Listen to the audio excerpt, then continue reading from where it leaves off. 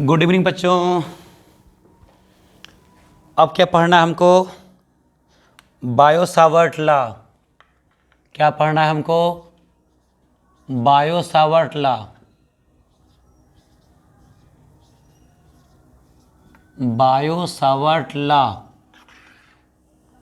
Biot Savart का नियम।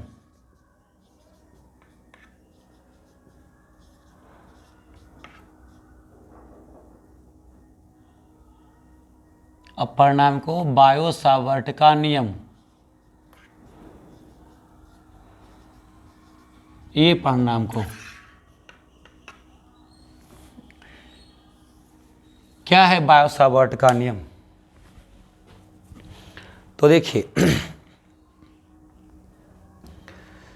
हमने कहा था आपको, बताया था आपको कि पिछले कई वीडियो में मैंने कहा कि कोई चार्ज या कोई आवेश, ये चार्ज है, मान लीजिए पॉइंट चार्ज है, बिंदु आवेश है। यह बिंदु आवेश अगर किसी एक्सटर्नल मैग्नेटिक फील्ड में, बाहरी विद्युत क्षेत्र में यह आवेश गति करेगा। ये चार्ज Q है जो किसी एक्सटर्नल मैग्नेटिक फील्ड में, बाहरी विद्युत क्षेत्र में भी वेलोसिटी से चलेगा। तो आवेश का वेग चुंबकीय क्षेत्र के साथ 0 डिग्री या 180 डिग्री पर नहीं होना चाहिए, है ना। थीटा बराबर, यहाँ पर जो थीटा कोण बन रहा है ना, थीटा कोण बराबर 0 डिग्री या 180 डिग्री नहीं होना चाहिए।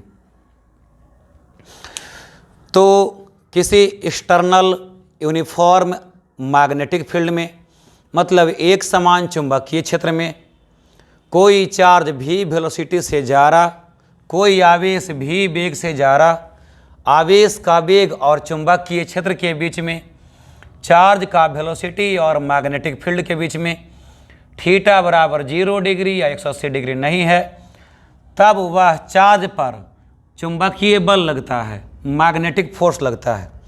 तब उस चार्ज पर क्या लगता है? चुंबकीय बल या मैग्नेटिक फोर्स लगता है। वो मैग्नेटिक फोर्स कितना लगता है?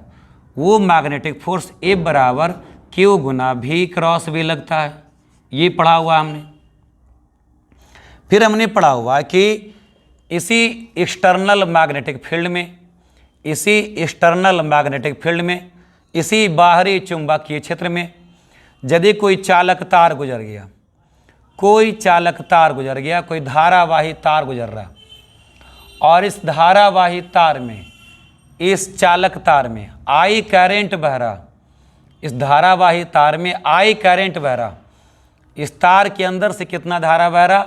इस तार के अंदर से I करंट फ्लो कर रहा, I विद्युत धारा इस तार से बह रहा। और ये तार कहाँ रखा हुआ है? चुंबकीय क्षेत्र में, मैग्नेटिक फील्ड में। तब इस तार पर कितना चुंबकीय बल लगता है? इस तार पर चुंबकीय बल, मैग्नेटिक फोर्स A बराबर I into L cross B के बराबर लगता है, जिसके बारे में विस्तार से हमने पहले पढ़ा हुआ है। तो चुंबकीय क्षेत्र में, मैग्नेटिक फील्ड में मूविंग चार्ज पर, मतलब गतिमान आवेश पर, या करेंट कैरिंग वायर पर, मतलब धारावाही चालक तार पर चुंबकीय बल लगता है, मैग्नेटिक फोर्स लगता है ना। मैग्नेटिक फील्ड में गतिमान आवेश पर या धारावाही चालक तार पर चुंबकीय बल लगता है। इसके अलावा अगर इसी मैग्नेटिक फील्ड में, इसी चुंबकीय क्षेत्र में यदि हम रहें तो मुझ पर तो बल नहीं लगेगा, चुंबकीय बल।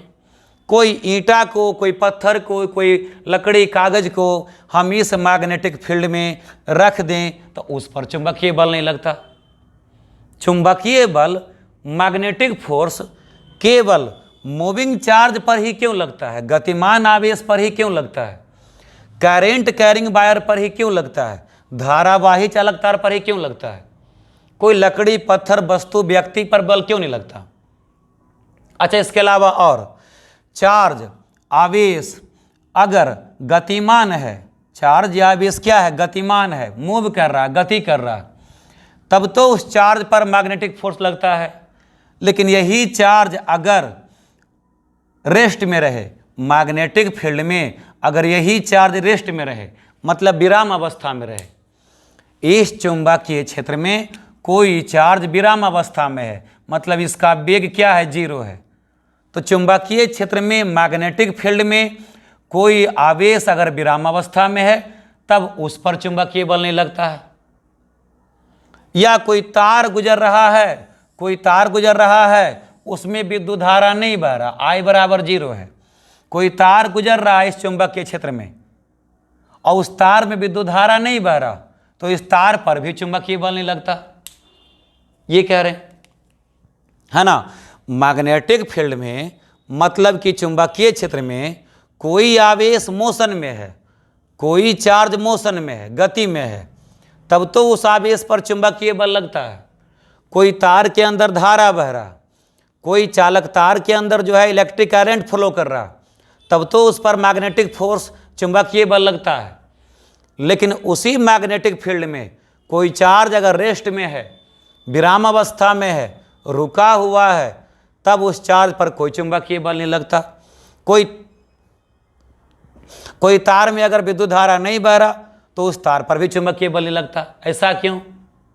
ऐसा इसलिए कि जब चार्ज मोशन करता है, जब चार्ज गति करता है, तो वह चार्ज भी मैग्नेटिक फील्ड प्रोड्यूस करता है। कोई चार्ज जब मोशन करता है तो वह चार्ज क्या करता है, मैग्नेटिक फील्ड प्रोड्यूस करता है। ठीक है, कोई चार्ज जब गति करता है तो वह चार्ज भी क्या करता है, वह चार्ज भी मैग्नेटिक फील्ड प्रोड्यूस करता है, वह आवेश भी चुंबकीय क्षेत्र उत्पन्न करता है। ठीक है, तो उसी प्रकार से कोई चालक तार है, उसके अंदर विद्युत धारा बह रहा, तो कोई चालक तार के अंदर जब विद्युत धारा बहता है, मतलब कि कोई करंट कैरिंग वायर है, मतलब ऐसा चालक तार है जिसमें इलेक्ट्रिक करंट फ्लो हो रहा, तो कोई चालक तार है जिसमें इलेक्ट्रिक करंट फ्लो हो रहा, विद्युत धारा बह रहा, तो वह तार भी अपने चारों ओर मैग्नेटिक फील्ड प्रोड्यूस करता है। कहने का मतलब यह हुआ कि गतिमान आवेश चुंबकीय क्षेत्र उत्पन्न करता है। गतिमान आवेश क्या करता है, चुंबकीय क्षेत्र उत्पन्न करता है। समझे? धारावाही तार भी क्या करता है, धारावाही तार भी चुंबकीय क्षेत्र उत्पन्न करता है। तो जब गतिमान आवेश चुंबकीय क्षेत्र उत्पन्न करता है, कोई धारावाही तार जो है चुंबकीय क्षेत्र उत्पन्न करता है, इसीलिए बाहरी चुंबकीय क्षेत्र में गतिमान आवेश पर या धारावाही तार पर चुंबकीय बल लगता है। बात को समझे? बाहरी चुंबकीय क्षेत्र में गतिमान आवेश पर चुंबकीय बल लगता है, बाहरी चुंबकीय क्षेत्र में धारावाही तार पर चुंबकीय बल लगता है। क्यों लगता है? क्योंकि गतिमान आवेश भी चुंबकीय क्षेत्र उत्पन्न करता है, धारावाही तार भी चुंबकीय क्षेत्र उत्पन्न करता है। उसी चुंबकीय क्षेत्र के कारण बाहरी चुंबकीय क्षेत्र के द्वारा गतिमान आवेश पर या धारावाही तार पर चुंबकीय बल लगता है। तो अब हमको पढ़ना है कि गतिमान आवेश कितना चुंबकीय क्षेत्र उत्पन्न करता है, धारावाही तार कितना चुंबकीय क्षेत्र उत्पन्न करता है, उसी के बारे में पढ़ना है हमको। कोई धारावाही तार, कोई current carrying conductor, current carrying conductor कितना मैग्नेटिक फील्ड प्रोड्यूस करता है, उसी के बारे में पढ़ना है बायो सावर्ट के नियम में। आगे हम यह भी बताएंगे कि मूविंग चार्ज भी क्या करता है, मैग्नेटिक फील्ड प्रोड्यूस करता है, तो कितना प्रोड्यूस करता है उसके बारे में पढ़ेंगे। खैर, यहाँ पर हम लोग को बायो सावर्ट नियम में क्या पढ़ना है, बायो सावर्ट नियम में पढ़ना है कि कोई करंट कैरिंग वायर, कोई भी करंट कैरिंग वायर मतलब कि धारावाही चालक तार चुंबकीय क्षेत्र उत्पन्न करता है, current carrying wire magnetic field produce करता है, तो कितना मैग्नेटिक फील्ड प्रोड्यूस करता है उसी के बारे में पढ़ना है बायो सावर्ट के नियम में। समझे? तो एक बात तो दिमाग में पहले सेट करिए कि कोई भी चार्ज मूव करेगा, कोई भी आवेश गति करेगा, तो वह क्या प्रोड्यूस करेगा, मैग्नेटिक फील्ड प्रोड्यूस करेगा। जिसके बारे में हम आगे चर्चा करेंगे। कोई चार्ज, कोई आवेश जब गति करता है तो वह चुंबकीय क्षेत्र उत्पन्न करता है। इसी कारण बाहरी चुंबकीय क्षेत्र में गतिमान आवेश पर चुंबकीय बल लगता है। उसी प्रकार कोई current carrying wire, current carrying wire मतलब धारावाही चालक तार, करंट कैरिंग वायर मतलब धारावाही चालक तार, ऐसा चालक तार जिसके अंदर विद्युत धारा बह रहा हो उसे कहते हैं धारावाही चालक तार, उसे कहते हैं करंट कैरिंग वायर। तो करंट कैरिंग वायर या धारावाही चालक तार भी क्या करता है, चुंबकीय क्षेत्र उत्पन्न करता है। तो कितना चुंबकीय क्षेत्र उत्पन्न करता है, इसी के बारे में पढ़ना है बायो-सावर्ट के नियम में, जिसके बारे में पढ़ते हैं हम लोग। ठीक है, देखिए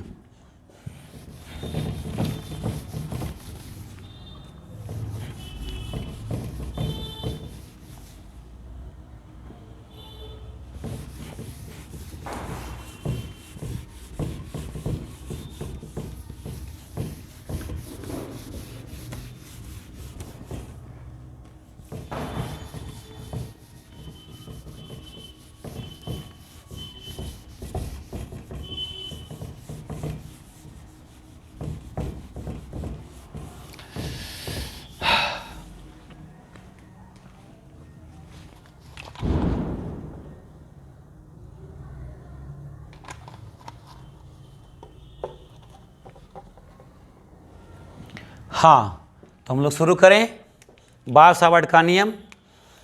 देखिए यहाँ पर एक चालक तार बना रहे हैं और हम टेढ़ा बना रहे हैं, क्योंकि ज़रूरी नहीं है कि चालक तार सीधा हो। हमारे घर में जो बिजली के तार होते हैं जिसमें विद्युत धारा बहते हैं, ज़रूरी तो नहीं कि वो सीधा हो, टेढ़ा भी हो सकता है। तो अगर टेढ़ा मेढ़ा तार में हम चुंबकीय क्षेत्र को ज्ञात कर लेंगे तो सीधा तार पर तो निकालना आसान है। इसलिए क्या है कि यहाँ पर हम एक टेढ़ा तार बना रहे हैं जिसको अनसिमेट्रिकल वायर कहते हैं। क्या कहते हैं, अनसिमेट्रिकल वायर। एक मिनट बाबू, घरे चल गए खूब, फोन करो। तो यहाँ पर क्या है, एक चालक तार है। यहाँ पर क्या है बेटा, एक चालक तार है।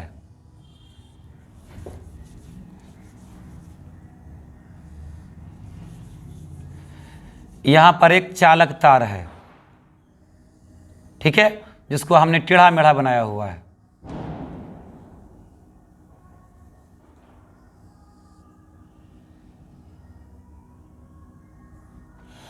एक टेढ़ा मेढ़ा चालक तार है। अब मान लो कि इस चालक तार में आई करंट बह रहा, इस चालक तार में माने इस कंडक्टिंग वायर में आई करंट फ्लो कर रहा। तो आई करंट तार के अंदर से यहाँ पर गया तो आई करंट यहाँ भी होगा, आई करंट यहाँ भी होगा, आई करंट यहाँ भी होगा। हर जगह पर आई करंट फ्लो करेगा, हर एक जगह पर तार में आई करंट फ्लो करेगा। अब यदि किसी चालक तार में या किसी कंडक्टिंग वायर में आई करंट फ्लो कर रहा, आई विद्युत धारा बह रहा, तो यह चालक तार क्या करेगा, चुंबकीय क्षेत्र उत्पन्न करेगा, मैग्नेटिक फील्ड उत्पन्न करेगा। वो मैग्नेटिक फील्ड कैसे निकालेंगे, देखिए चालक तार टेढ़ा मेढ़ा है पर जैसा भी है, टेढ़ा है पर मेरा है ना, आपने सुना है टेढ़ा है पर मेरा है। तो चालक तार टेढ़ा ही सही मगर मेरा है। इस तार में करंट फ्लो कर रहा, तो ये तार अपने चारों तरफ चुंबकीय क्षेत्र उत्पन्न करेगा। ये तार क्या करेगा, अपने चारों तरफ चुंबकीय क्षेत्र उत्पन्न करेगा। उस चुंबकीय क्षेत्र को, उस मैग्नेटिक फील्ड को हम लोग कैसे कैलकुलेट करेंगे, उस मैग्नेटिक फील्ड को जो है राइट हैंड थंब रूल से कैलकुलेट करेंगे। ये तार ऊपर की ओर जा रहा, इसमें विद्युत धारा भी ऊपर की ओर जा रहा, ये जो कंडक्टिंग वायर है ऊपर जा रहा, इसके अंदर इलेक्ट्रिक करंट भी ऊपर जा रहा। तो करंट ऊपर जा रहा तो करंट के डायरेक्शन में दाहिने हाथ का अंगूठा रखेंगे, करंट के डायरेक्शन में विद्युत धारा की दिशा में दाहिने हाथ का अंगूठा रखेंगे, बाकी जो उंगलियां हैं उसको घुमाएंगे, बाकी उंगलियों को घुमाएंगे। तो घुमाएंगे यहाँ पर, तो देखेंगे यहाँ पर कि देखिए करंट जा रहा ऊपर, तो हमने अंगूठा कर दिया ऊपर, बाकी उंगलियां देखिए तो ऐसे यहाँ पर बोर्ड के अंदर जा रहा है ना जी, करंट जा रहा ऊपर, अब बाकी उंगलियां बोर्ड के अंदर जा रहा, मतलब इस इलाके में जो चुंबकीय क्षेत्र होगा, तार के कारण जो इस इलाके में चुंबकीय क्षेत्र बन रहा होगा वो अंदर की ओर होगा। तो अंदर की ओर दिखाने वाला चुंबकीय क्षेत्र को बोर्ड या कॉपी के अंदर की ओर चुंबकीय क्षेत्र को दिखाएंगे किससे? क्रॉस से। क्रॉस माने अंदर की ओर चुंबकीय क्षेत्र, है ना। तार है, तार में विद्युत धारा बह रहा, विद्युत धारा के दिशा में हम दाहिने हाथ का अंगूठा रखेंगे, बाकी उंगलियों को घुमाएंगे, तो यहाँ पर अंदर की तरफ जा रहा, बोर्ड पर अंदर की तरफ जा रहा उंगली, तो अंदर की ओर हो गया चुंबकीय क्षेत्र। अगर इस साइड निकालेंगे, अगर आप इस साइड निकालेंगे चुंबकीय क्षेत्र, तो देखिए विद्युत धारा की दिशा में हमने क्या रखा? दाहिने हाथ का अंगूठा, तो बाकी उंगलियां क्या हुआ? बाकी उंगलियां घूम करके इधर बाहर निकल रहा, बाकी उंगलियां घूम करके बाहर निकल रहा है ना, तो बोर्ड से क्या होगा? इधर बाहर निकलेगा। तो बोर्ड से बाहर निकलने वाला चुंबकीय क्षेत्र को दिखाएंगे डॉट से। डॉट से, डॉट माने चुंबकीय क्षेत्र, डॉट माने चुंबकीय क्षेत्र, मैग्नेटिक फील्ड।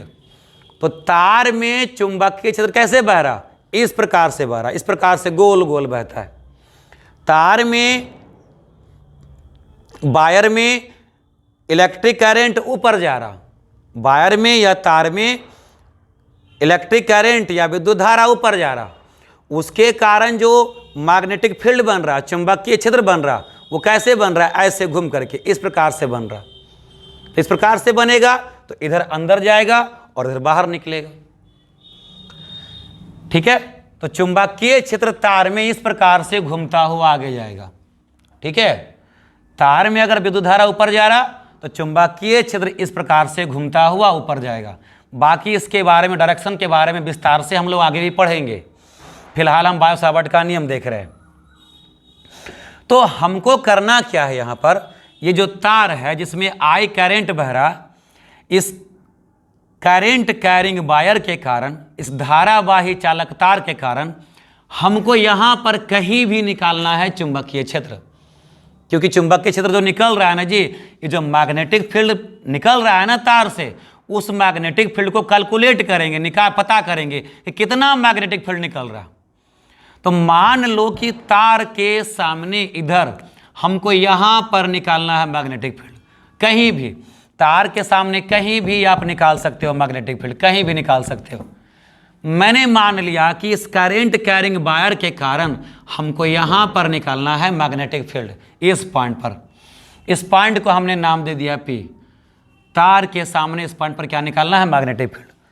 तो मैग्नेटिक फील्ड कितना है वो तो हम अभी नहीं जानते, मगर यहाँ पर मैग्नेटिक फील्ड का डायरेक्शन जान गए हैं कि यहाँ पर मैग्नेटिक फील्ड का जो दिशा होगा बोर्ड के अंदर की ओर होगा। मैग्नेटिक फील्ड का जो दिशा होगा कहाँ होगा जी? बोर्ड के अंदर की ओर होगा, ठीक है। यहाँ पर मैग्नेटिक फील्ड का जो दिशा होगा वो बोर्ड के अंदर की ओर होगा, अंदर की ओर होगा, P पॉइंट पर। क्योंकि धारा की दिशा में अंगूठा रखते हैं तो इधर मेरा उंगली अंदर जा रहा, अंदर जा रहा मतलब इधर का जो भी चुंबकीय क्षेत्र होगा सब के सब बोर्ड के अंदर जाएगा, और इधर का जो भी चुंबकीय क्षेत्र होगा सब का सब बोर्ड के बाहर आएगा।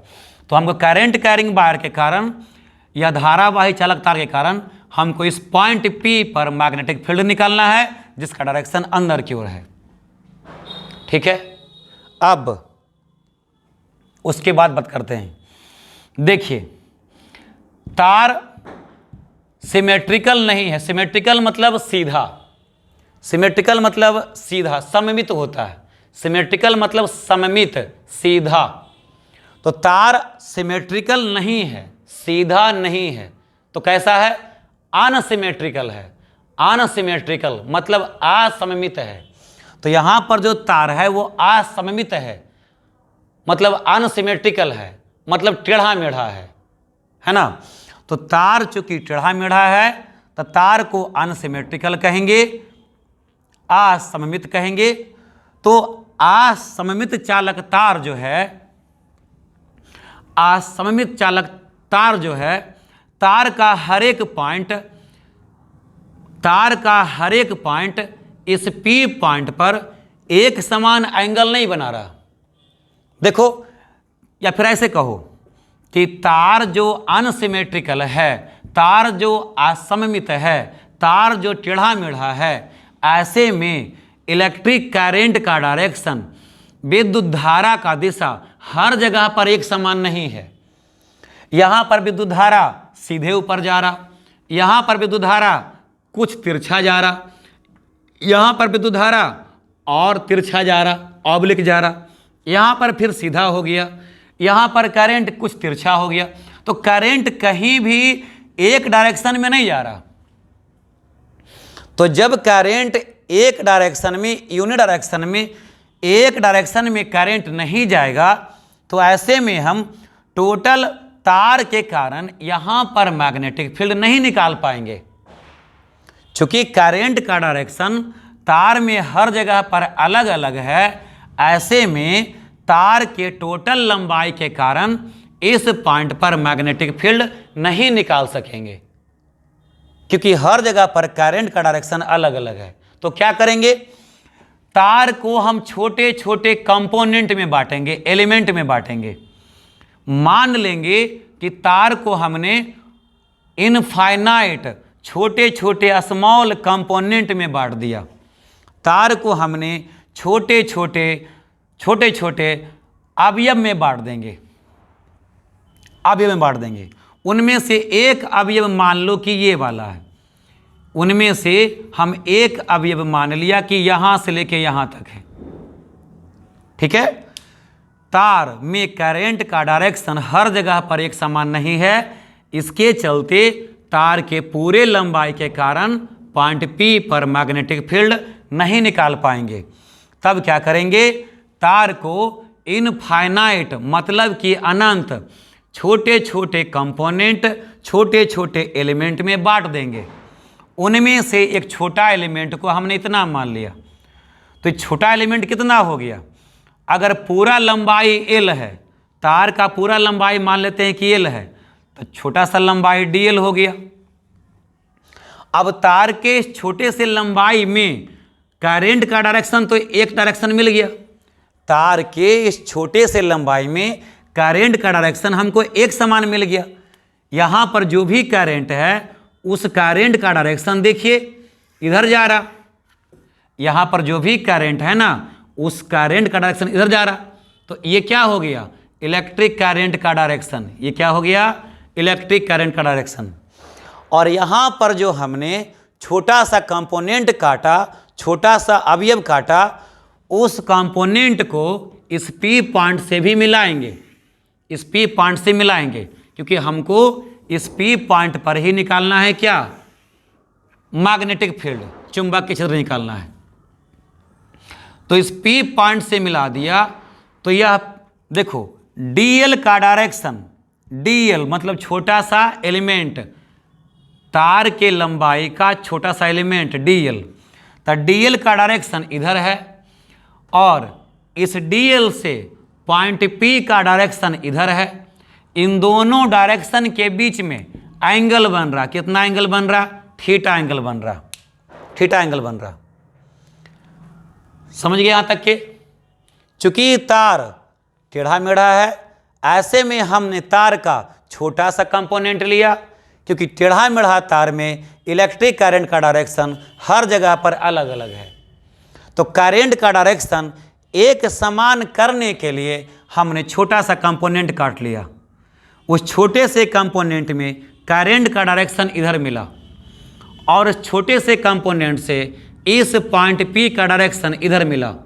इन दोनों के बीच में थीटा एंगल बना।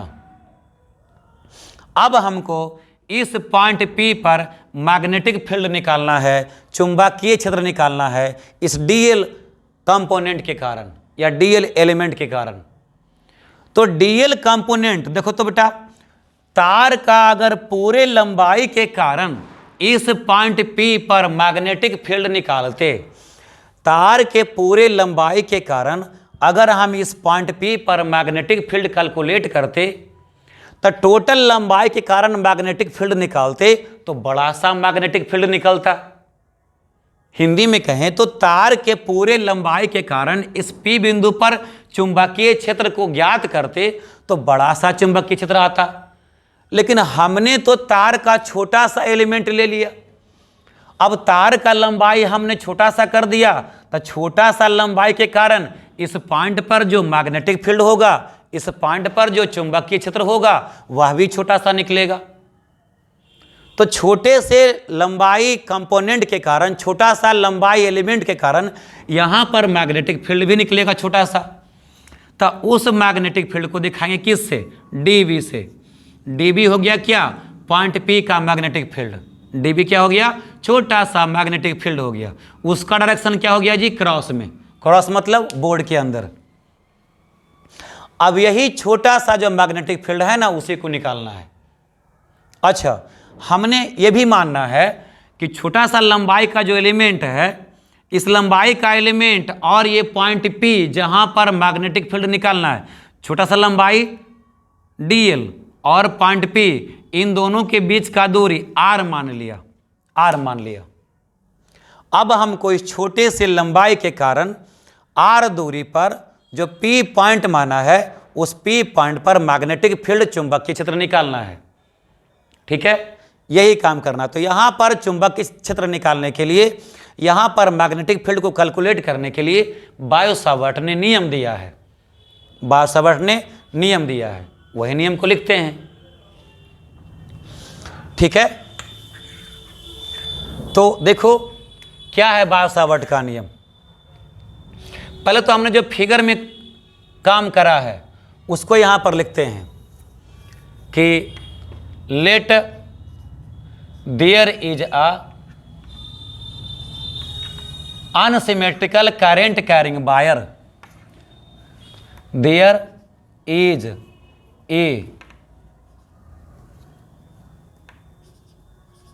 unsymmetrical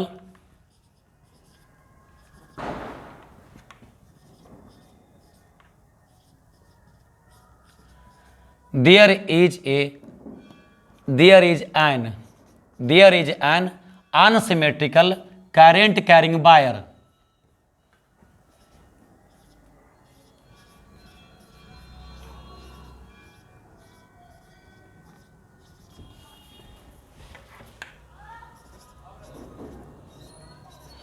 let there is an unsymmetrical current carrying wire।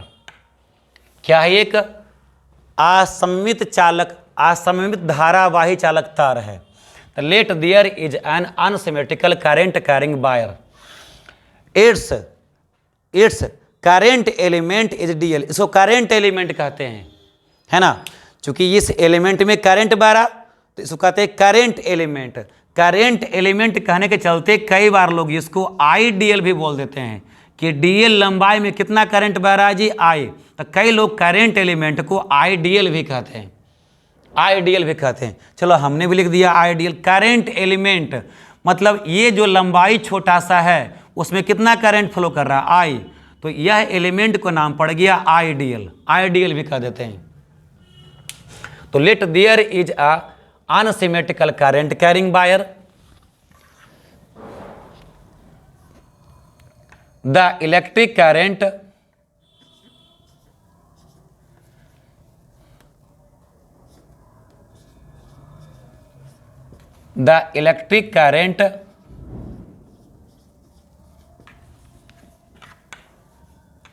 flow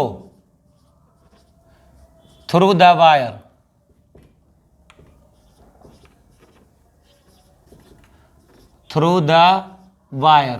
is I, the electric current flow through the wire is I। मतलब तार से कितना करंट बह रहा है जी? R. It's current element is ideal, कह सकते हैं। इट्स मतलब किसका? करंट कैरिंग वायर का। It's current element, its current element is ideal। Ideal, मान सकते हैं आप। It's current element is ideal. तार में जो करेंट एलिमेंट है, मतलब छोटा सा टुकड़ा जिसमें धारा बह रहा, उसे कहेंगे करेंट एलिमेंट। कितना हुआ? आइडियल। दोनों को साथ में लिख सकते हैं, कोई दिक्कत नहीं है। It's current element is ideal. There is a point P, there is a point P at distance r from the current element. There is a point P at distance r from current element, from current element. There is a point P at distance r from current element. ये हुआ क्या? ये क्या हुआ जी? Introduction. इसको हिंदी में क्या कहोगे बेटा? आप इसको अगर हिंदी में लिखना चाहते हो तो माना कि एक धारावाही असममित चालक तार है। माना कि धारावाही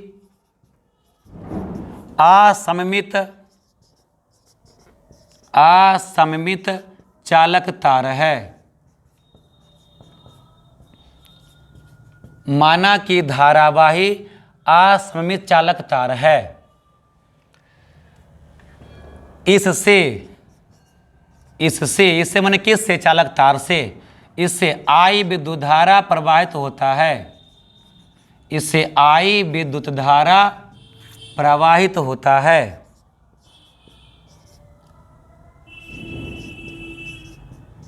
इससे आई विद्युत धारा प्रवाहित होता है। इसमें धारा अवयव आइडियल है। तार में हमने क्या किया? छोटा सा कंपोनेंट अवयव काटा है, क्योंकि विद्युत धारा का दिशा हर जगह पर बदल रहा है। विद्युत धारा का दिशा हर जगह पर बदल रहा है ना भाई, इसीलिए हमको एक दिशा वाला धारा चाहिए, एक दिशा वाला विद्युत धारा चाहिए। तो इसके लिए हमने छोटा सा कंपोनेंट काट लिया, अवयव काट लिया। छोटे से अवयव में धारा का दिशा एक समान है, तो इसमें आई विद्युत धारा बहता है। और क्या कहेंगे? इसका धारा अवयव आइडियल है। इसका माने किसका? तार का। इसका धारा अवयव मतलब ऐसा तार का छोटा सा टुकड़ा जिसमें आई विद्युत धारा बहता है, उसी को कह रहे हैं धारा अवयव। इसका धारा अवयव आइडियल है। इसका धारा अवयव आइडियल है। अब धारा अवयव से r दूरी पर P एक बिंदु है। धारा अवयव से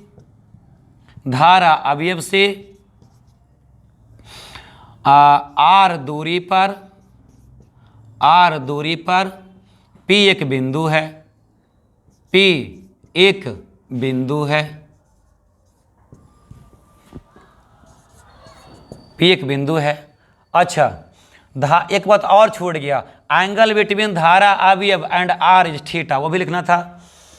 angle between current component and या current element, angle between current element and r is theta, वो भी बता दो। उसको भी लिख लेते हैं।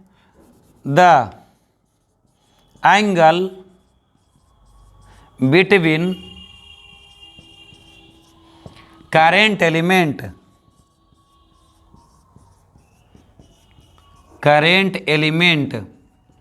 and the angle between current element and r is theta. मतलब क्या?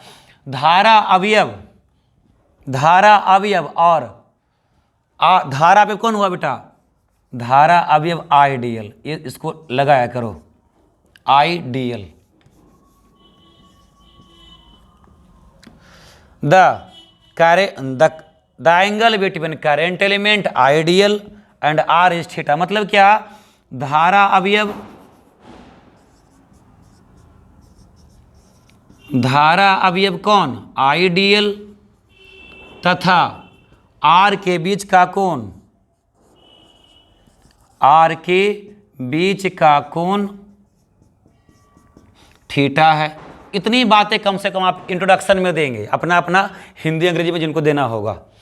ये इंट्रोडक्शन देने के बाद आप चुंबकीय क्षेत्र के लिए जो है बातों को लिखेंगे जो बायो सावर्ट ने कहा।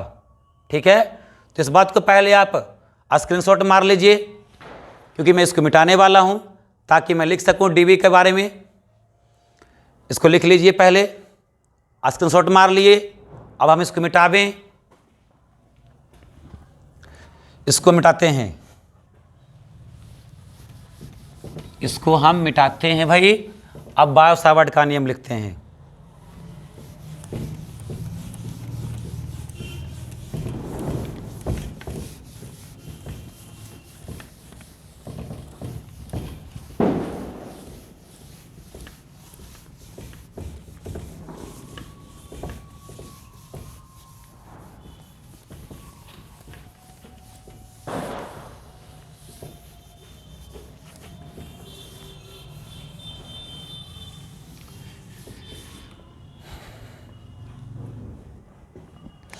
बायो सावर्ट का नियम क्या कहता है? देन, अपना इंट्रोडक्शन के बाद क्या लिखेंगे?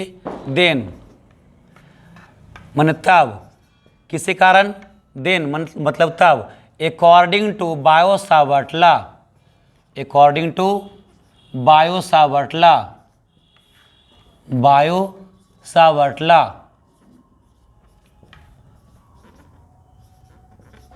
According to Biot Savart law. Biot Savart कहता है कि तार में, बायो सावर्ट कहता है कि इस पी पॉइंट पर जो छोटा सा चुंबकीय क्षेत्र है, इस पी पॉइंट पर जो छोटा सा चुंबकीय क्षेत्र है बेटा, वो तार में बहने वाले धारा के समानुपाती होता है। इस पी पॉइंट पर जो हमको चुंबकीय क्षेत्र मिल रहा है, मैग्नेटिक फील्ड मिल रहा है, इस करंट एलिमेंट के कारण, तो छोटा सा चुंबकीय क्षेत्र जो होगा वो किसके डायरेक्टली प्रोपोर्शनल होगा? तो डीवी जो है तार में बहने वाला इलेक्ट्रिक करंट के डायरेक्टली प्रोपोर्शनल होता है, समानुपाती होता है। इसके अलावा ये जो चुंबकीय क्षेत्र है, ये जो चुंबकीय क्षेत्र है, ये चुंबकीय क्षेत्र जो है ये डीएल के भी डायरेक्टली प्रोपोर्शनल होता है, डीएल के समानुपाती होता है ना। मैंने कहा तार में बहने वाला करंट के कारण, तार में बहने वाला करंट के कारण इस पी पॉइंट पर जो छोटा सा चुंबकीय क्षेत्र निकल रहा है, यह चुंबकीय क्षेत्र तार में फ्लो करने वाला करंट के समानुपाती होता है, मतलब डायरेक्टली प्रोपोर्शनल होता है। और ये डीएल जो लंबाई काटा आपने, ये डीएल का भी डायरेक्टली प्रोपोर्शनल होता है, मतलब कि डीएल के समानुपाती होता है। इसलिए कई टीचर लोग ना आई और डीएल को अलग अलग नहीं लिखते है ना, वो ऐसे लिखते हैं डीवी, आप इन दोनों के बदले कह सकते हैं, ठीक है ना, कि डीवी समानुपाती आई डीएल ऐसे कह सकते हैं। क्योंकि देखो इसका मतलब क्या हो गया, आई के भी समानुपाती, डीएल के भी समानुपाती। तो आप अलग अलग लिखो या दोनों को मिला के लिखो, बात सेम है। अच्छा, इसके अलावा और ये जो चुंबकीय क्षेत्र है, इस पी पॉइंट का जो चुंबकीय क्षेत्र है, इस थीटा कोण के लिए, यहां पर जो थीटा कोण बन रहा, इस थीटा कोण के लिए साइन थीटा का भी समानुपाती होता है, साइन थीटा के भी समानुपाती होता है ना। तो यहां पर जो चुंबकीय क्षेत्र निकला डीवी, मैग्नेटिक फील्ड निकल रहा है डीवी, ये जो डीवी है करंट के डायरेक्टली प्रोपोर्शनल, डीएल के डायरेक्टली प्रोपोर्शनल, साइन थीटा के डायरेक्टली प्रोपोर्शनल, मतलब जो चुंबकीय क्षेत्र है विद्युत धारा के समानुपाती, डीएल लंबाई के समानुपाती, साइन थीटा के समानुपाती। ठीक है, तो इन तीनों को हम लोग मिला सकते हैं, खैर बाद में मिलाएंगे। आप चाहो तो इन तीनों को एक लाइन में मिला सकते हो, है ना, ऐसे कह सकते हो डीवी डायरेक्टली प्रोपोर्शनल आई डीएल साइन थीटा, आप तीनों को एक साथ मिला सकते हो, कई लोग मिला देते हैं, एक साथ लिखते हैं, ठीक है, तो आप ऐसे भी लिख सकते हो। हम यहां पर अलग अलग लिख रहे हैं कि यहां पर जो मैग्नेटिक फील्ड होगा आई के डायरेक्टली प्रोपोर्शनल, आई के समानुपाती, यहां पर जो मैग्नेटिक फील्ड होगा डीएल के समानुपाती, डीएल के डायरेक्टली प्रोपोर्शनल, और साइन थीटा, इस थीटा एंगल के लिए साइन थीटा के डायरेक्टली प्रोपोर्शनल। उसके बाद देखो क्या है कि ये जो चुंबकीय क्षेत्र है वो करंट एलिमेंट से आर दूरी है ना, करंट एलिमेंट से कितना दूरी पर है, आर दूरी पर है, तो इस आर दूरी के इनवर्सली प्रोपोर्शनल होता है, व्युत्क्रमानुपाती होता है। ये जो करंट एलिमेंट है, करंट एलिमेंट से पी पॉइंट का दूरी है आर, वह चुंबकीय क्षेत्र के लिए आर दूरी के इनवर्सली प्रोपोर्शनल होता है। चुंबकीय क्षेत्र के आर दूरी के वर्ग के, चुंबकीय क्षेत्र के आर दूरी के वर्ग के व्युत्क्रमानुपाती होता है ना। मैग्नेटिक फील्ड जो होता है वो करंट एलिमेंट और पॉइंट पी के बीच का डिस्टेंस आर स्क्वायर के इनवर्सली प्रोपोर्शनल होता है। अब सबको मिला दो एक साथ, सबको एक साथ मिला दो तो क्या कहोगे, कहोगे आप dB, सबको अगर हम लोग एक साथ मिला दें तो कहेंगे कि dB जो है वो समानुपाती है, सब के बदले हमने एक साइन लगाया, तो समानुपाती किसका किसका है बेटा, I के समानुपाती, DL के समानुपाती, साइन थीटा के समानुपाती, इन तीनों के तो समानुपाती है, मतलब कि डायरेक्टली प्रोपोर्शनल है, और आर स्क्वायर के व्युत्क्रमानुपाती है, मतलब कि इनवर्सली प्रोपोर्शनल है। तो सबको मिला दिया जाए तो ऐसा कहेंगे कि dB समानुपाती आइडियल साइन थीटा बटा आर स्क्वायर। इसके बाद जब ये समानुपाती वाला जो साइन है, ये जो प्रोपोर्शनलिटी वाला जो साइन है, उसको हम हटा करके यहाँ पर कांस्टेंट ले आएंगे, तब क्या कहेंगे कि dB बराबर, यहाँ पर एक कांस्टेंट आता है, वो कांस्टेंट क्या होता है, म्यू नॉट बटा 4 पाई, वो कांस्टेंट क्या होता है, म्यू नॉट बटा 4 पाई, तब म्यू नॉट बटा 4 पाई, और बाकी क्या बचा, आई DL साइन थीटा के बटा आर स्क्वायर। ये हो गया मैग्नेटिक फील्ड का डायरेक्शन, सॉरी माफ करिए, मैग्नेटिक फील्ड का फार्मूला जो बायो-सावर्ट ने दिया है। बायो-सावर्ट ने कहा कि dB I के समानुपाती, DL के समानुपाती, साइन थीटा के समानुपाती, आर स्क्वायर के व्युत्क्रमानुपाती, सबको मिला दिया तो ये मिला, इसको हटा के कांस्टेंट लिखा तो क्या मिला, म्यू नॉट बटा 4 पाई, मतलब dB बराबर म्यू नॉट बटा 4 पाई आइडियल साइन थीटा बटा आर स्क्वायर हुआ। अब देखो dB चुंबकीय क्षेत्र का जो एलिमेंट है, भाई पूरा चुंबकीय क्षेत्र तो है नहीं, क्यों नहीं है जी, क्योंकि पूरा तब ना होगा जब पूरा लंबाई के कारण निकालेंगे, यहाँ पर तो छोटा सा लंबाई के कारण निकाल रहे हैं ना, तो चुंबकीय क्षेत्र भी क्या होगा, छोटा सा होगा, कम, यह भी होगा एलिमेंट के रूप में। तो चुंबकीय क्षेत्र का जो एलिमेंट है, इसका ये हो गया परिमाण, वैल्यू हो गया, इंटेंसिटी हो गया। जैसे विद्युतीय क्षेत्र की तीव्रता होता था, इलेक्ट्रिक फील्ड का इंटेंसिटी होता था, वैसे ही यहाँ पर चुंबकीय क्षेत्र का तीव्रता निकल गया, कितना, म्यू नॉट बटा 4 पाई आइडियल साइन थीटा बटा आर स्क्वायर। और अब ये मैग्नेटिक फील्ड का डायरेक्शन किधर होगा, इस चुंबकीय क्षेत्र का दिशा किधर होगा, तो गौर करिए, मैग्नेटिक फील्ड का डायरेक्शन किधर होता है, मैंने आपको पहले पढ़ाया हुआ, मैग्नेटिक फील्ड का डायरेक्शन हमेशा करंट और दूरी दोनों के परपेंडिकुलर होगा।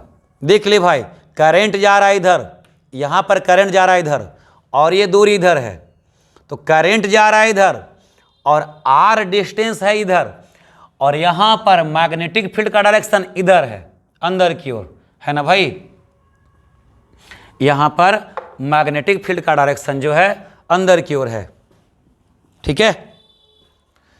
इधर की ओर तिरछा क्या हुआ, ये हुआ करंट का डायरेक्शन, ये करंट का डायरेक्शन, और ये हुआ आर डिस्टेंस का डायरेक्शन इधर हो गया, और यहाँ पर मैग्नेटिक फील्ड किधर जा रहा, बोर्ड के अंदर की ओर, तो इधर हो गया। तब मैग्नेटिक फील्ड को इधर जा रहा, अंदर जा रहा, उसको अगर पास में लगे कितना डिग्री पर होगा, 90 डिग्री पर होगा। तो ये जो मैग्नेटिक फील्ड का जो डायरेक्शन होता है ना भाई, आई और डीएल साइन थीटा, आई और डीएल साइन थीटा दोनों, सॉरी माफ करिए, डीएल साइन थीटा तो सभी सेम ही हो गया। यहां पर चुंबकीय क्षेत्र जो होगा ना बेटा डीवी, इसका दिशा क्या होगा जी, डीएल और आर, डीएल हुआ इधर, आर हुआ इधर, तो डीएल और आर दोनों के लंबवत होता है। चुंबकीय क्षेत्र जो होता है बेटा डीएल और आर दोनों के परपेंडिकुलर होता है। तो यहां पर डायरेक्शन के लिए क्या लगा देंगे, एन कैप, अपना मर्जी से। यही है बायो-सावर्ट का नियम, यही है बायो-सावर्ट का नियम। डीबी बराबर म्यू नॉट बटा 4 पाई आइडियल साइन थीटा बटा आर स्क्वायर। बट यहां पर केवल खत्म नहीं होता, इसको आगे भी बढ़ाते हैं। यहीं पर केवल खत्म नहीं होता, इस बात को आगे बढ़ाते हैं। कैसे बढ़ाते हैं इसको आगे, जो हम इधर कर रहे हैं काम, इसके बाद हम यहां शुरू कर रहे हैं। देखो यहां पर चुंबकीय क्षेत्र का दिशा किधर हुआ, डीएल और आर दोनों के परपेंडिकुलर। मैग्नेटिक फील्ड का डायरेक्शन किधर हुआ, डीएल और आर दोनों के परपेंडिकुलर। डीएल जा रहा इधर और आर जा रहा इधर, तब ना यहां पर थीटा कोण बन रहा, और चुंबकीय क्षेत्र जा रहा इधर बोर्ड के अंदर। तो डीएल और आर दोनों के लंबवत है। तो क्या है ना कि डीएल तो ऊपर में है, आर है नीचे, तो आर को भी ऊपर लाया जाए, आर ऊपर कैसे आएगा, तो यहां पर ऊपर नीचे क्या करेंगे, आर से गुना कर देंगे, समझे, बटा डीएल नीचे है, सॉरी माफ करिए, डीएल ऊपर है, आर नीचे है, मेरे को आर ऊपर लाना है। क्यों लाना है, क्योंकि मैग्नेटिक फील्ड का जो डायरेक्शन है वो डीएल और आर दोनों के परपेंडिकुलर है। तो डीएल और आर दोनों को ऊपर लाना पड़ेगा। ऊपर कैसे आएगा, आर से ऊपर और आर से नीचे गुना करेंगे। देखिए यहां पर कर रहे हैं, डीबी बराबर क्या हुआ, म्यू नॉट बटा 4 पाई, म्यू नॉट बटा 4 पाई, ये तो कांस्टेंट हो गया, आई डीएल आर साइन थीटा, ऊपर में आर ले आया, तो आर से ऊपर गुना किया और आर से नीचे गुना करोगे, तो नीचे आर से गुना करोगे तो आर के पावर 3 हो जाएगा, आर के पावर 3 हो जाएगा। अब देखो आपने पढ़ा हुआ है कि कहीं भी वेक्टर ए, सॉरी माफ करिए, कहीं भी ए बी साइन थीटा अगर लिखा रहे तो इसको हम लोग vector A cross vector B बोल सकते हैं। कहीं भी अगर ए बी साइन थीटा लिखा हो तो उसको ए क्रॉस भी बोल सकते हैं, है ना। कहीं भी अगर सॉरी माफ करिए, क्या लिख रहे हैं हम, ए का वेक्टर सदिश ए का परिमाण लिखा हो, सदिश बी का परिमाण लिखा हो, साइन थीटा लिखा हो, मतलब वेक्टर ए का मैग्नीट्यूड लिखा हो, वेक्टर बी का मैग्नीट्यूड लिखा हो, साइन थीटा लिखा हो, तो इसको हम लोग A vector A cross vector B लिख सकते हैं। तो यहां पर देखो तो d l r sine theta लिखा हुआ है, d l r sine theta लिखा हुआ है, तो हम लोग इसको क्या लिख सकते हैं, इसको कहेंगे डीबी बराबर मियो नॉट बटा 4 पाई, मियो नॉट बटा 4 पाई और आई डी क्या कहेंगे, I D L cross R, D L का डायरेक्शन इधर, आई डी एल का डायरेक्शन इधर, अक्रॉस आर कहेंगे, क्योंकि आई डी एल और आर के बीच में थीटा कोण बन रहा, आई डी एल और आर के बीच में थीटा कोण बन रहा, तो भैया ए के बदले क्या हो गया आई डी एल और बी के बदले क्या हो गया आर, ए के बदले हो गया आई डी एल और बी के बदले हो गया आर, साइन थीटा के बदले साइन थीटा, तो ए बी साइन थीटा को ए क्रॉस बी कहेंगे, तो ए के बदले लिखेंगे आई डी एल और बी के बदले लिखेंगे आर, अब बीच में लगाएंगे क्रॉस, तो ये भी तो निकला I D L cross R, अब बटा में क्या हो गया आर क्यू। तो कायदे से अगर टोटल वेक्टर के रूप में कहा जाए तो ये होता है बायो-सावर्ट का नियम। ये होता है बायोसावर्ट का नियम। ठीक है, DV directly proportional I, directly proportional DL, directly proportional sine theta, inversely proportional R square, समानुपाती आई, समानुपाती डीएल, समानुपाती साइन थीटा, व्युत्क्रमानुपाती आर स्क्वायर। सबको मिला दिया तो डीवी समानुपाती आई डीएल साइन थीटा बटा आर स्क्वायर। समानुपाती हटा के नियतांक लाया म्यू नॉट बटा 4 पाई। अब यहाँ पर देख रहे हैं कि डीवी का जो दिशा है डीएल और आर दोनों के परपेंडिकुलर में है, क्रॉस लगा हुआ है। तो डीएल और आर को एक स्थान पर लावें तो आर से ऊपर गुना करेंगे, आर से नीचे गुना करेंगे। ऊपर आर से गुना किए यहाँ पर लिखे, नीचे आर से गुना किए तो आर क्यों लिखे। अब A B sine theta, A के नाम पर आई डीएल, बी के नाम पर R sine theta. A B sine theta को हम लोग ए क्रॉस बी कहेंगे तो आई डीएल क्रॉस आर कहेंगे ना जी। तो डी बराबर क्या हो गया म्यू नॉट बटा 4 pi I dl cross r बटा आर क्यू। यही है बायोसावर्ट का नियम। ठीक है, इसको आप स्क्रीनशॉट ले लीजिए। फिर हम लोग पढ़ते हैं म्यू नॉट बटा 4 पाई के बारे में। म्यू नॉट बटा 4 पाई के बारे में जानते हैं वो क्या है, इसको आप स्क्रीनशॉट मार लीजिए। अच्छा, डायरेक्शन क्या लगाएंगे यहाँ पर, देखिए डायरेक्शन छूट गया, सॉरी माफ कर दीजिए। यहाँ पर डायरेक्शन क्या लगाएंगे, एन कैप। क्या लगाएंगे डायरेक्शन, एन कैप लगाएंगे।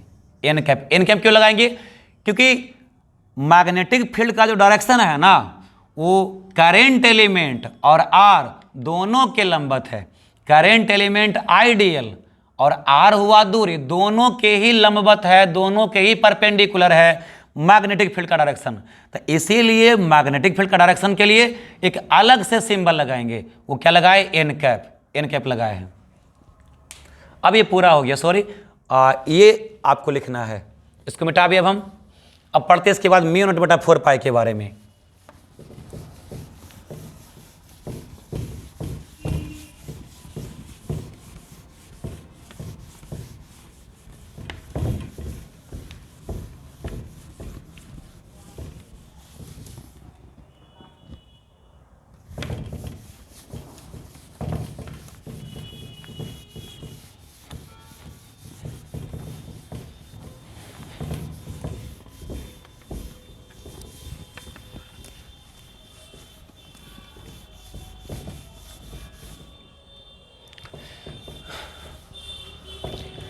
आई है दिवाली सुनो जी घर वाली।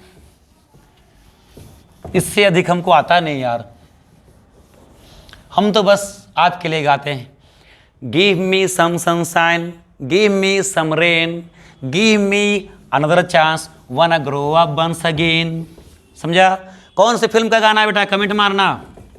ठीक है, give me some sunshine, give me some rain, give me another chance, wanna grow up once again. हाँ, तो यहां पर अब पढ़ते क्या है म्यू नॉट बटा 4 पाई। नाउ मतलब कि अब देखो म्यू नॉट बटा 4 पाई एक कांस्टेंट है।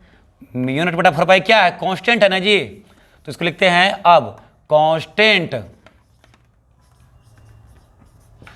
कांस्टेंट या नियतांक, कांस्टेंट या नियतांक म्यू नॉट बटा 4 पाई बराबर क्या होता है, 10 के पावर -7 होता है। म्यू नॉट बटा 4 पाई बराबर क्या होता है, 10 के पावर -7 होता है।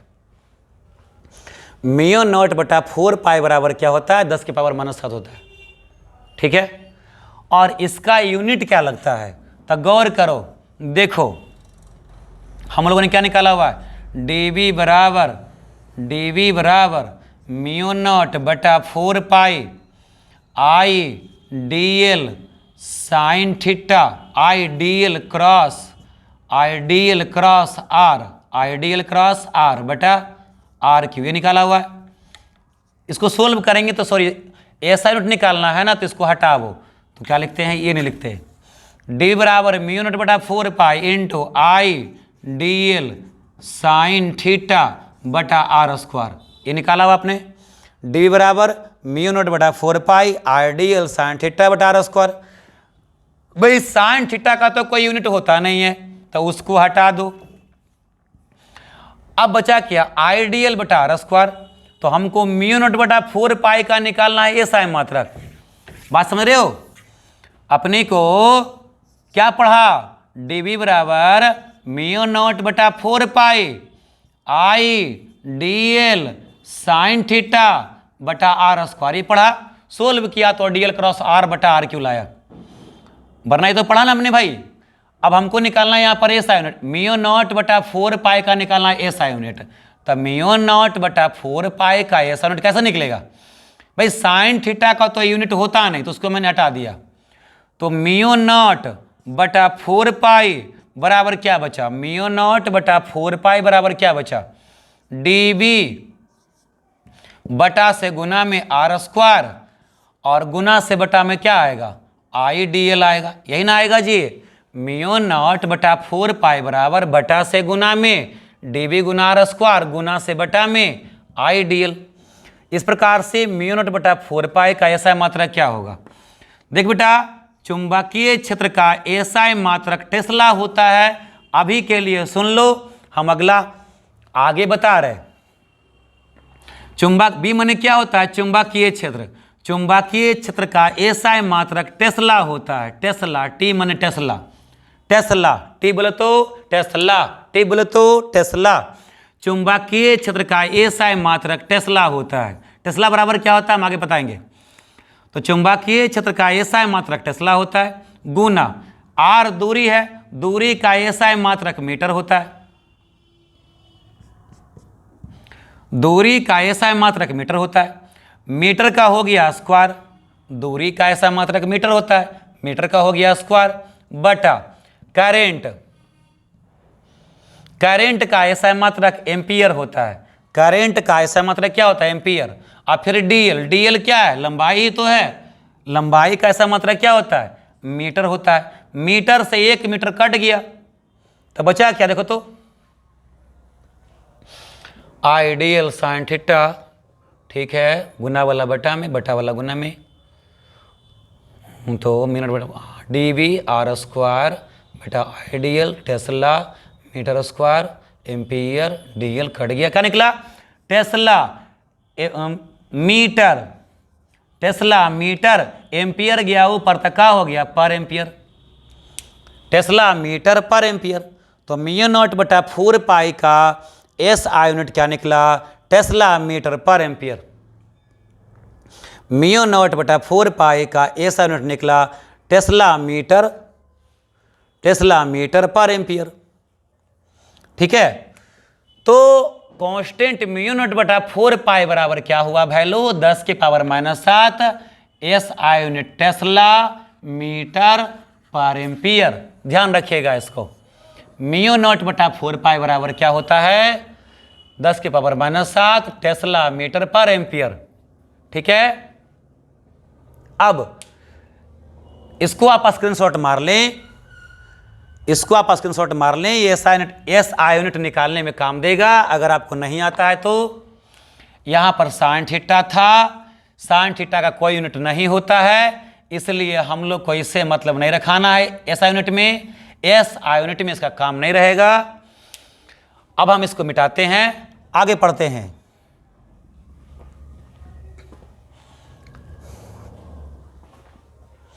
तो आपको एग्जाम में इसके बारे में लिखना नहीं है, ये हमने सिखाया हुआ, बस ऐसे ही कैसे निकालोगे एस आई यूनिट।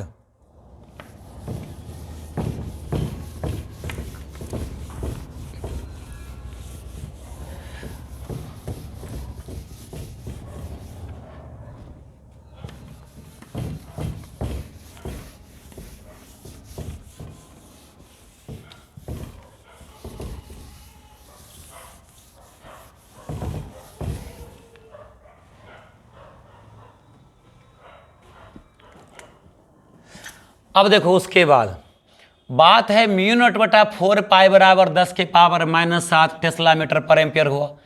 एक और यूनिट होता है न्यूटन पर एम्पियर, वो भी निकालेंगे, यहां पर खाली छोड़ देते हैं। बात है म्यू नॉट क्या है, म्यू नॉट क्या है, ये म्यू नॉट क्या है? चलो पहले इसको हम लोग निकाल ही लेते हैं, टेस्ला वाला काम कर ही लेते हैं, हम बाद में भी बताएंगे। देखो भाई याद करो, चुंबकीय बल F बराबर क्या होता है, क्यू वी बी, ये होता है Q V B sine theta. चुंबकीय बल मैग्नेटिक फोर्स F बराबर क्या होता है, Q V B sine theta. Sine theta का तो कोई यूनिट होता नहीं है, उसको हमने हटा दिया, तो B जो चुंबकीय क्षेत्र है इसका यूनिट क्या होगा, तब B बराबर क्या निकलेगा, मैग्नेटिक फोर्स चुंबकीय बल F बटा क्यू गुना भी निकलेगा। अब देख मेरे भाई, बल बराबर बल्ब का ऐसा मात्रा क्या हुआ, न्यूटन। फोर्स का ऐसा यूनिट क्या हुआ, न्यूटन। आवेश का यूनिट क्या हुआ, कूलम। वेलोसिटी का यूनिट क्या हुआ, मीटर पर सेकेंड हुआ। अब अगर इसको हम आगे बढ़ाते हैं तो न्यूटन के हम रहने देते हैं।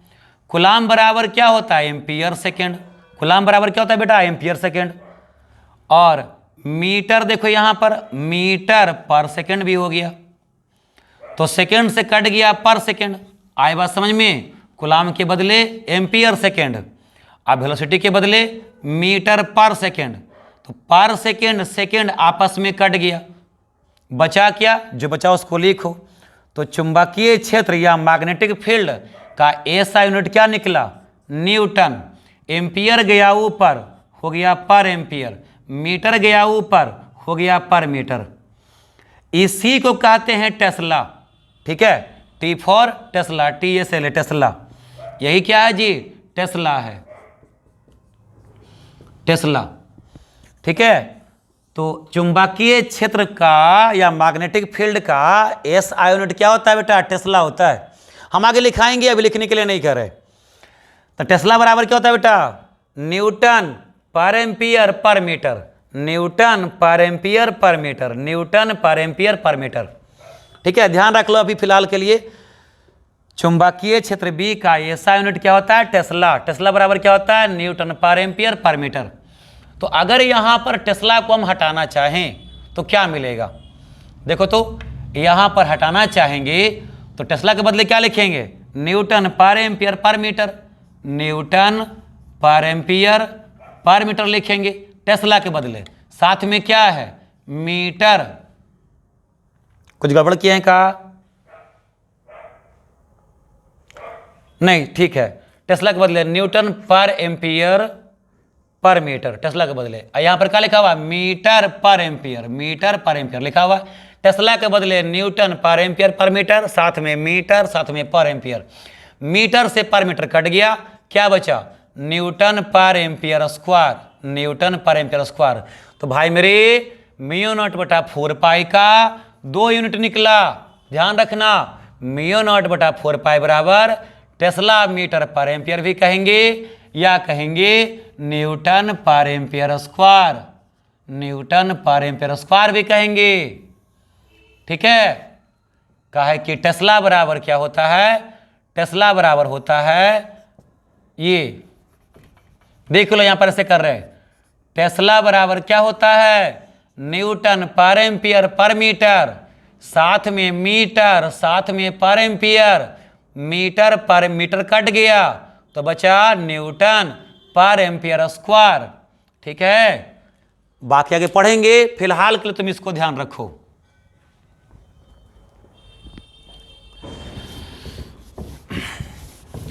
तो म्यू नॉट बटा 4 पाई बराबर क्या हुआ, 10 के पावर -7 टेस्ला मीटर पर एम्पियर। बोर्ड एग्जाम में आया हुआ है, बहुत स्टार पॉइंट है ये, कई बार पूछा हुआ ये। म्यू नॉट बटा 4 पाई बराबर 10 के पावर -7 टेस्ला मीटर पर एम्पियर या न्यूटन पर एम्पियर स्क्वायर। बात रहा म्यू नॉट क्या है, तब म्यू नॉट को परमिएबिलिटी कहते हैं। अब आगे पढ़ते हैं हम लोग, म्यू नॉट क्या है, तब mu naught is the permeability of free space. याद करो, जैसे इलेक्ट्रोस्टैट में हम लोग पढ़ते थे permittivity of free space, permittivity of free space मतलब मुक्त आकाश की विद्युतशीलता। मुक्त आकाश की विद्युतशीलता को हम लोग पढ़ते थे परमिटिविटी ऑफ फ्री स्पेस, मतलब मुक्त आकाश की विद्युतशीलता को कहते थे परमिटिविटी ऑफ फ्री स्पेस। यहां कहेंगे चुंबकशीलता, म्यू नॉट माने क्या होगा, चुंबकशीलता। चुंबकशीलता मुक्त आकाश की चुंबकशीलता, म्यू नॉट क्या है बेटा, मुक्त आकाश की चुंबकशीलता है। म्यू नॉट क्या है बाबू, मुक्त आकाश की चुंबकशीलता है। तब म्यू नॉट इज द और कहते हैं परमिएबिलिटी। परमिएबिलिटी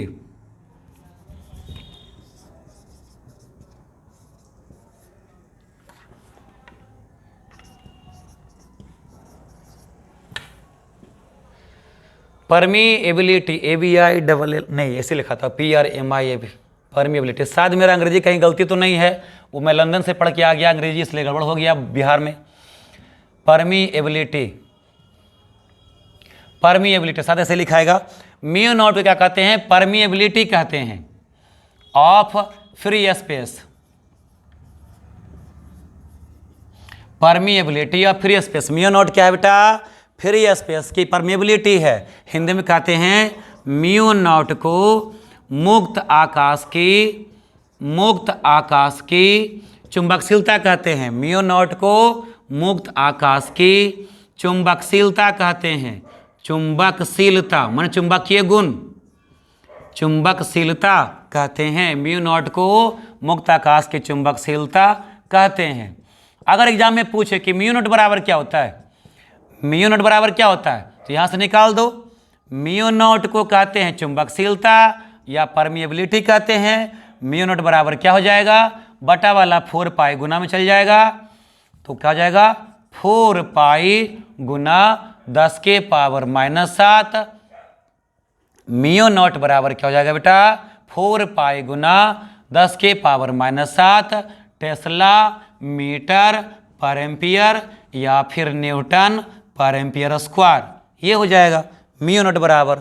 म्यू नॉट क्या है, मुक्त आकाश की चुंबकशीलता है। यहाँ से आप डायमेंशन भी निकाल सकते हो। डायमेंशन पूछा हुआ, बीमा पूछा हुआ है। अगर म्यू नॉट का बीमा पूछे बताओ क्या करोगे, अगर हम म्यू नॉट का बीमा निकाले, म्यू नॉट का बीमा तो क्या करेंगे, न्यूटन बराबर याद करो। न्यूटन बराबर क्या होता है जी, किलोग्राम मीटर पर सेकेंड स्क्वायर। मैंने याद करने के लिए कहा है, न्यूटन ऐसा भूत है जिससे छुटकारा नहीं मिलेगा। तो न्यूटन बराबर क्या होता है, किलोग्राम मीटर पर सेकेंड स्क्वायर। एम्पियर के पावर -2 हुआ, तब बीमा क्या हो गया, किलोग्राम का बीमा हो गया m, मीटर का बीमा हो गया l, सेकेंड का बीमा हो गया t -2। अब t माने टेस्ला नहीं है रे छोरा, t माने समय का बीमा है -2, एम्पियर का बीमा हो गया -2। ठीक है, तो इस प्रकार से चुंबकशीलता का या परमिएबिलिटी का आप डायमेंशन लिख सकते हैं, बीमा। तो ये था बायो-सावर्ट का नियम। ठीक है, यही था, यहीं पर खत्म होता है बायो-सावर्ट का नियम। याद रखिएगा बायो-सावर्ट का नियम, dB बराबर कितना निकला, म्यू नॉट बटा 4 पाई IDL साइन थीटा बटा R स्क्वायर, ये निकला। अगर यहाँ पर डायरेक्शन लगाए हो तो यहाँ पर n कैप लगा सकते हो। अगर आप ये फार्मूला नहीं बोलेंगे तो dB बराबर क्या कहेंगे, क्या कहेंगे, d बराबर म्यू नॉट बटा 4 pi IDL sine IDL cross R, IDL cross R बटा RQ भी कहेंगे आप, यहाँ पर n कैप लगाएंगे। तो ये होता है चुंबकशील में ये होता है चुंबकीय क्षेत्र का फार्मूला करंट कैरिंग वायर के कारण। तो कोई भी करंट कैरिंग वायर धारावाही चालक तार के कारण, धारावाही चालक तार से r दूरी पर, करंट कैरिंग वायर से r दूरी पर चुंबकीय क्षेत्र निकालने कहेगा तो बायो-सावर्ट के नियम से इतना निकालेंगे आप। ठीक है, तो खत्म हुआ बायो-सावर्ट का नियम। इसके बाद कल हम लोग जो है ना थोड़ा सा मैग्नेटिक फील्ड पर एक झलक दे देंगे। मैग्नेटिक फील्ड का डायरेक्शन कैसे निकालते हैं पढ़ना है, एनसीईआरटी में शुरू में ही पढ़ना था, जिसको हम बीच में पढ़ा रहे हैं। 10 मिनट का पढ़ाई है, उसको पढ़ लेंगे। फिर हम लोग जो है निकालेंगे क्या, सर्कुलर लूप से चुंबकीय क्षेत्र, जो 5 मार्क में आता है। उम्मीद है समझ में आया होगा बेटा। आज भर के लिए इतना रखते हैं, कल फिर मिलते हैं।